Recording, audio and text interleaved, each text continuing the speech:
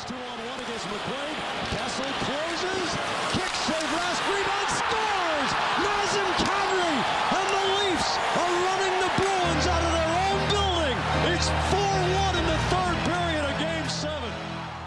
This is an electric crowd full of Maple Leaf fans losing their mind. That's because with 14:31 left to go in the third, Nazem Kadri just put the Leafs up 3 goals by banging home a rebound. For a team that looked dead in the water at times during this series and were major dogs coming into it, this moment is pure elation for Leaf fans. All they need to do now is hang on to a 3-goal lead for 14 minutes.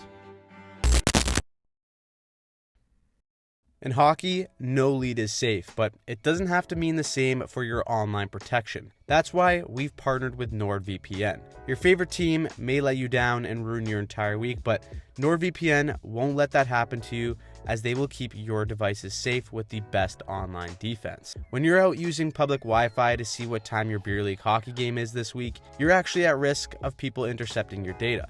But unlike your beer league goalie, NordVPN will actually stop this from happening. With encryption of data both in and out of your devices, as well as threat protection, NordVPN can actively fight viruses, malware, and sketchy links. Every purchase of a 2-year plan will receive 4 bonus months on top of their already low price. And that includes all plans, Standard, Plus, and Complete. Go over to nordvpn.com/hockeypsychology to get that deal now. The best part is they have their 30-day money-back guarantee to make sure you're happy with their service. So make sure you're protected and check out NordVPN in our description. It's May 13th, 2013. The Toronto Maple Leafs and the Boston Bruins are facing off in Game 7 of the Eastern Conference quarterfinals at TD Garden. Before this puck is dropped, there's a lot weird about these two teams being in this situation. The 2012-2013 NHL season wasn't what it should be. The season was significantly affected by a lockout, which delayed the start until January 19th of 2013. The season would see a 48-game schedule instead of the usual 82. To meet in this Game 7, both of these teams had a roller coaster of a season. The Bruins were a team that were fully in win-now mode. After winning the Cup in 2011 against the Vancouver Canucks, a large part of the Bruins Stanley Cup core remained intact. For the majority of the shortened season, the Bruins remained one of the better teams in the East, and they were still the bullies of the NHL. But in the final weeks, the Bruins' offense seemingly evaporated, and their lack of scoring caused them to slip in the standings. Then, tragedy struck Boston. On April 14th, terrorists detonated bombs at the finish line of the Boston Marathon. The attack shook the city of Boston, and it was a tense few days after the search for the terrorists continued throughout the city. The slogan "Boston Strong" became the symbol of hope and perseverance for the city and its sports teams. With a lot surrounding the team and the city, the Bruins would only win 2 of their last 8 games and finish 4th in the Eastern Conference. Under the old playoff format, that meant they would face their division rival in the Toronto Maple Leafs. The Leafs being here are a complete surprise. Heading into the 2013 season, the Leafs held the longest postseason drought in NHL history, and the last few years have been extra miserable. In 2009, the Leafs traded 2 first-round picks and a second to Boston in exchange for winger Phil Kessel. Despite Kessel's production, the Leafs hadn't seen any playoff success during his tenure, and the media made it known.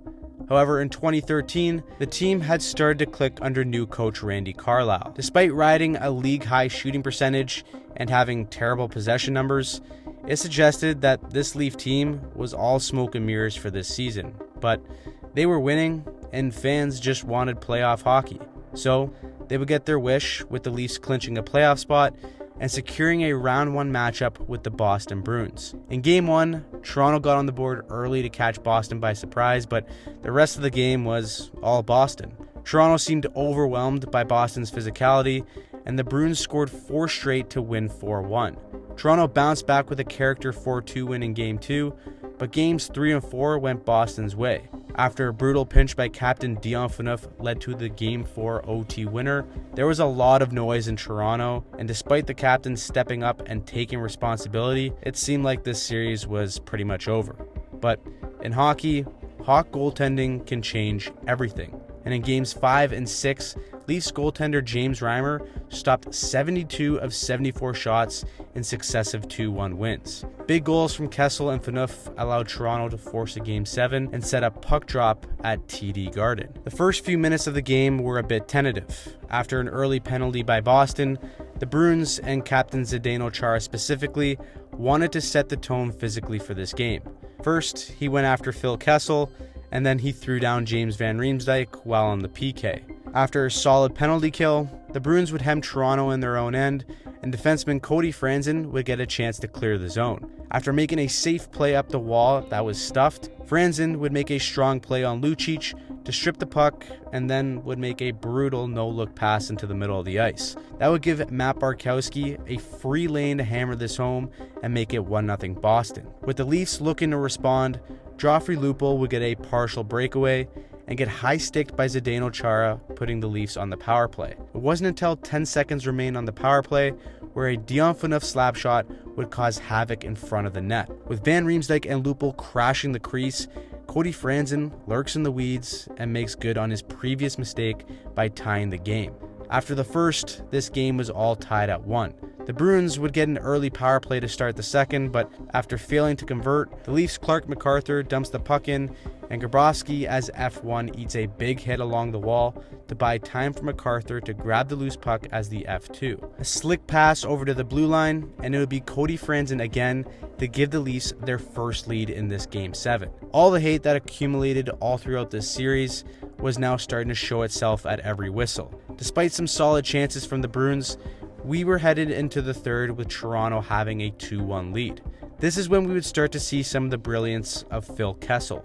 3 minutes into the third, a loose puck in the Bruins corner would see Phil Kessel going up against Milan Lucic. Now, a betting man would say that this is an easy play for Lucic, but Kessel knows his limits and smartly ties up Lucic's stick just enough for Van Riemsdyk to pick up the loose puck. As Van Riemsdyk cuts in, he releases a shot that handcuffs Tuukka Rask, and lost in coverage is none other than Phil Kessel. The Leafs were simply outworking the Bruins and beating them at their own game.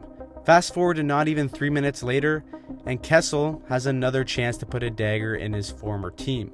With a 2-on-1 with Nazem Kadri, Kessel saw an identical opportunity in Game 6 and was stopped when he held onto the puck. This time, a quick shot to intentionally pass it off the far pad of Tuukka Rask sets up a golden rebound for Nazem Kadri to make it 4-1 Toronto. It's in this exact moment where everyone, including the players on both sides, thought this game was over. Leafs center Tyler Bozak was already getting texts on his phone saying good luck in round 2. Even the Bruins color commentator Jack Edwards had admitted defeat. The Toronto Maple Leafs, unless they suffer a colossal collapse, are going to eliminate the Boston Bruins. Despite the depression kicking in for Boston, there was still one Bruins player who wasn't giving up, and that's forward Milan Lucic. With 10 minutes left to go in the third, Lucic would get the puck at the blue line and drive wide on Toronto as they sat back. As all 5 Maple Leafs collapse, Lucic rounds the net and gives a perfect centering pass to Nathan Horton for the Bruins to cut the lead into 2. Despite breathing some temporary life into the Bruins, Toronto didn't give up much. Fast forward to 3 minutes left in this game, and Matt Fratton has a chance to shut down any potential comeback on a breakaway. A fake to his backhand sends the puck rolling on his stick, and a golden opportunity was missed. With the clock in the final 2 minutes of the game, Boston went full press and decided to attack a particular weakness in Toronto's netminder. Despite being a big reason why Toronto was even in this position, rebound control was a very big issue for James Reimer in this series. Leafs former assistant Greg Cronin said that Reimer was more of a puck blocker than a puck catcher. A lot of pucks hit his glove, but they didn't stay there, and even Bruins defenseman Johnny Boychuk would admit later that the Boston coaches were pleading for the players to shoot everything at Reimer. So with a minute 30 left and the goalie pulled, the Bruins stuck to that plan. An initial Chara shot would force Reimer to kick a rebound right back to Boston, only for Chara to tee another one at the net and create a rebound for none other than Milan Lucic. With a minute 22 left to go in the game and Lucic looking at the clock, the momentum has swung fully into Boston's favor. The Bruins smelled blood in the water, and they wasted no time capitalizing on the momentum. 3 seconds to go. Bergeron's shot. Score! Patrice Bergeron ties it. Hearts of Lions. They come from 3 down in the final 11 minutes to tie Game 7. With a 6'9" Zdeno Chara parked in front of the net, Patrice Bergeron would send a floater from the point and beat Reimer clean to tie this game and send it to overtime. For an underdog Leaf team that thought this game was all but over with a 3-goal lead in the third, Boston had done the unthinkable. For the Leafs, all they could try and do is move on and score the next one. And despite them being on the ropes heading into OT, the Leafs' top line came out attacking the game.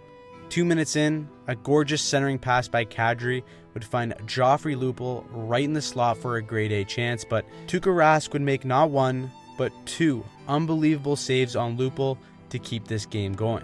As every minute passes, Boston continues to dictate the play. The Bruins have fully hemmed in Toronto in their own end yet again. For both of these teams, this has been a roller coaster of a season and a series. For a Boston team and city that desperately needs a win both on and off the ice, a heroic comeback will go down as one of the greatest moments in franchise history. For the Leafs, 1 bounce here, 1 inch there, and this lurking nightmare goes away for Toronto. But instead of trying to win this game, it just feels like Toronto is playing not to lose. That's because a loss here would make it a game that would undoubtedly haunt them and their fans forever. So, with the Bruins throwing everything at James Reimer and retrieving every rebound in the process, what would happen next would cement one of the greatest comebacks in NHL history. Rattles around in front. Marchand to Bergeron, the drive, save, rebound is loose. Sagan kicks it loose. Bergeron scores!